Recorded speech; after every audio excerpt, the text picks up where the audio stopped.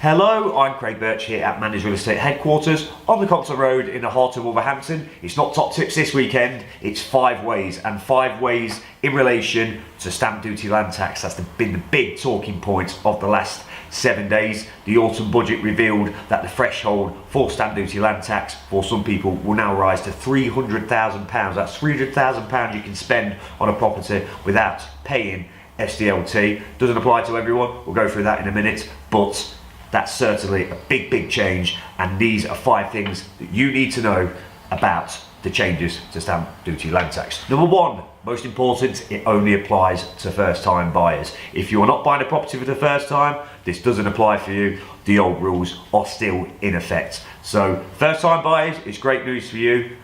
Everybody else, things remain as they are, which, right or wrong, is the way it is. Number 2, it's here for a good while to come. The government has projected that over 1 million first-time buyers will be helped by this scheme in the next 5 years, which indicates there'll be no downward spiral of that for at least 5 years. You've got plenty of time as a first-time buyer to still see how the market moves, particularly with the festive law going into next year. The rise in interest rates, that's just started, just gone up to 0.5%. Maybe you want to act before that goes up again. But then again, the mortgage products for the new year are not out yet, and it's going to be a little while into 2018 before we start to see the market moving again. So maybe a bit of patience could pay off big time in the long run. You could get all of these things working for you, and obviously take advice as well if you feel you need to. Number 3, homeowners know this has happened. Homeowners are miffed that they were not a part of that. Homeowners, if you were a first time buyer 12 months ago and you want to upgrade or move somewhere else now, you will not get this change in stamp duty land tax will not affect you. £125,000 only threshold, then you've got to pay SDLT as you always had to. And obviously the people who bought properties as first time buyers just a few months ago, not very happy about this at all. Timing is everything in life, as we know, but homeowners could well bump the prices up to first time buyers to absorb the stamp duty land tax that the first time buyer hasn't had to pay. So maybe no one will come better off in the long run. We'll have to wait and see how the market moves on that one.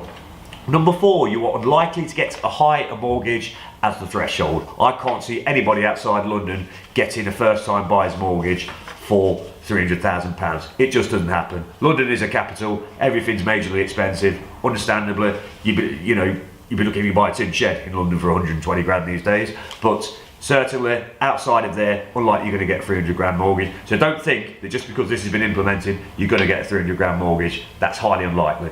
The average property in West Midlands in Wolverhampton is far cheaper than that. So you will not get, it's unlikely you're going to get a 300 grand mortgage, and you wouldn't particularly want those repayments anyway, I can assure you. Number 5, people looking to downsize might be the worst hits. That's a very good point actually. There's people who are older people who are looking to downsize. They may live in a big house at the moment, and when they try and downsize, they're going to cop for this stamp duty land tax as they always did. So how they will react to that is another thing. They may decide to stay put, holding the market up, but if they do tend to move, obviously the threshold over 500,000 if you live in a big house as well, that all applies. No tax relief there. So people might be a little bit more reluctant to downsize than they were before, which in turn could be another snag that could hold the market up. I'm Craig Birch, and we'll see you next time for more top tips.